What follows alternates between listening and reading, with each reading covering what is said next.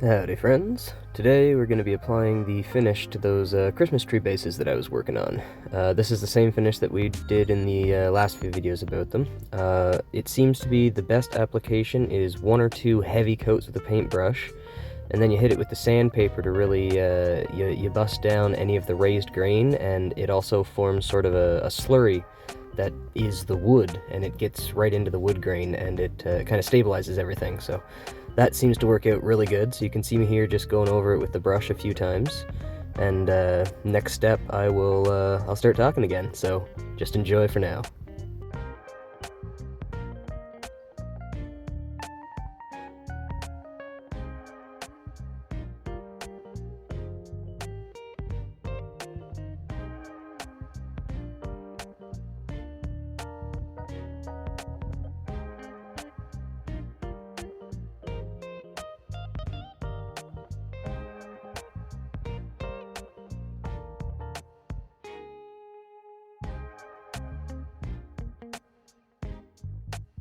Just a little side note, you can see here the dry spots even after applying it with the brush.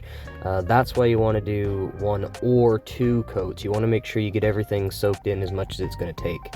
And then you let it sit for a little bit and set up, and then when we get to that point, I'll start talking again. So that's enough for the side note.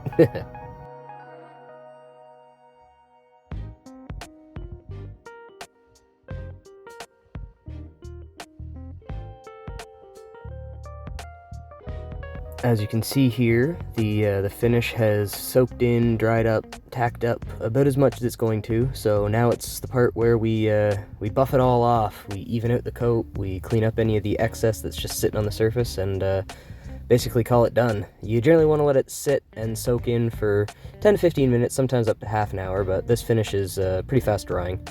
You can, work with it a little bit after a day or 2, but you want to let it sit for a week for a full cure. And then this here is the finish that I've been using, so hope you enjoyed.